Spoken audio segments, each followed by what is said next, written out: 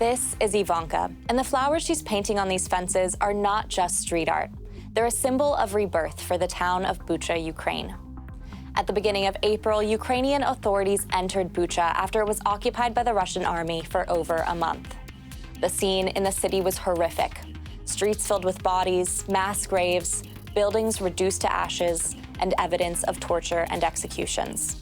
But Ivanka tried to bring some joy back to the town by painting over the bullet holes that serve as a memory of the violence. She hails from Canada, but has Ukrainian roots. When the invasion began, she went to Poland to help the refugees fleeing the war. Then she spent over a month volunteering in cities across Ukraine. I met a man named Sasha who lost his son and his home. He lost his home due to a bombing. He lost his son. His son was defending Bucha. He was sharing this and he said, "There's just no joy for me anymore in this town. I'm leaving." He said at one point, "I can't even walk down my street anymore because the bullet holes remind me of my loss."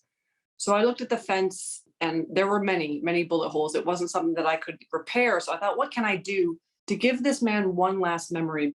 I asked him what his son's favorite flower was or what his favorite flower was. And we were standing in his yard at that point, and he looked down and there were daffodils growing through literal ashes. And he said, "We both like daffodils." And that's when I started to paint those flowers. And then from there, it just kind of spiraled. You know, the neighbor across the street wanted some, and then the neighbor next door. And so I kind of did that whole little block just of those neighbors. I got to know them well, and it was just a nice experience for them to have one final thing.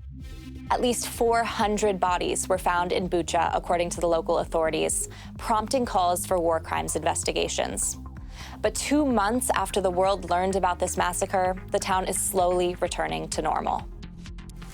When I arrived, I was expecting full-on atrocities, which I did see. You know, there was that one street, Yadlinska Street, that had most of the occupation on it. That's where the tanks were parked. That's where most of the things were bombed there. But even there, I went to see some of those homes, and the fences have been repaired, painted, the houses have been painted, the roofs replaced. Anything that wasn't completely burnt to the ground has, with volunteer assistance, has been almost replaced fully.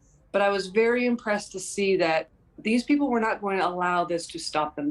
This project, you know, it started off as just trying to make one man smile. But as I was working, I saw so many other people walk by and their spirits were lifted. But it was great to see that Ukraine is not going to just sit down and let the Russians take over.